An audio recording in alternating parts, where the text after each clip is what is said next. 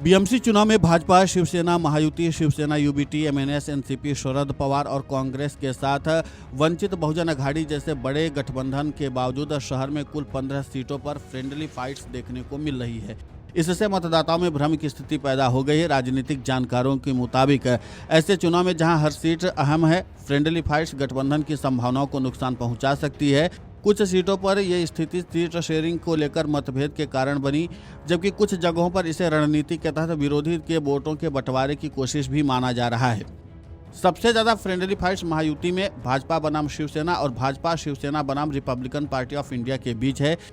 इसके अलावा भांडुप की एक सीट पर कांग्रेस और वंचित बहुजन अघाड़ी आमने सामने हैं। राजनीतिक पर्यवेक्षकों का कहना है कि गठबंधन की चर्चा चुनाव की घोषणा तक पूरी तरह तय नहीं हो पाई।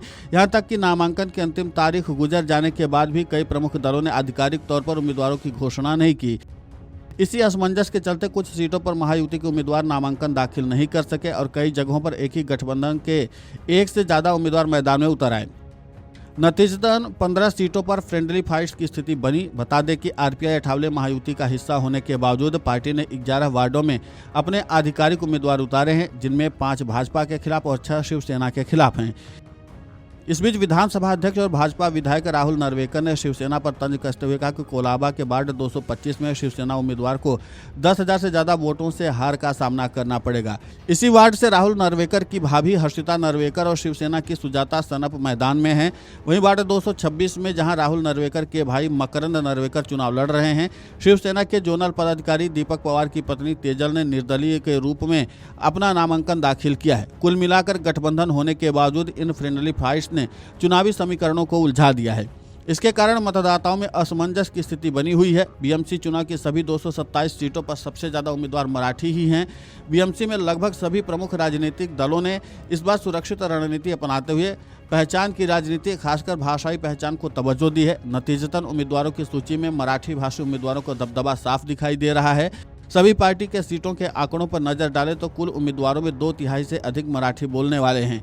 इसके बाद मुस्लिम और उत्तर भारतीय के उम्मीदवारों की संख्या आती है। वहीं महाराष्ट्र नगर निगम चुनाव 2026 में राज्य की 29 नगर पालिकाओं के लिए आज मतदान पूरा हो गया है। बीएमसी में कुल 227 वार्ड्स के लिए वोटिंग हुई।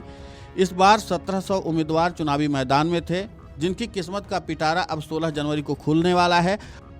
वोटिंग को लेकर मतदाताओं में खासा उत्साह देखने को मिला। इस बार दूसरी ओर उंगली पर लगाई जाने वाली स्याही के मुद्दे पर बीजेपी, शिवसेना, ठाकरे गुट और एमएनएस के बीच जमकर टकराव दिखा। चुनाव आयोग ने इस पर सफाई दी तो बीजेपी ने ठाकरे गुट के आरोपों पर पलटवार भी किया।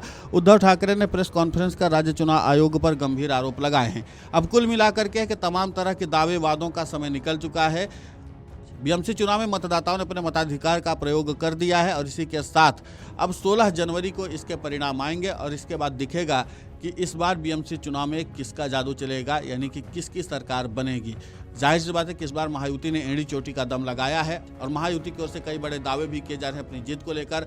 वहीं शिवसेना उद्धव गुट जो है वो लगातार इस बात का दावा करे कि वो अपना गढ़ बचाने में सक्षम है और इस बार भी शिवसेना उद्धव गुट को बीएमसी चुनाव में बम्पर जीत मिलेगी, जैसे पिछली बार मिली थी। Video desk amarujala.com। अगर आप ये वीडियो YouTube पर देख रहे हैं तो हमारे चैनल को सब्सक्राइब कर बेल आइकन दबाएं और Facebook पर देख रहे हैं तो हमारे पेज को लाइक करें।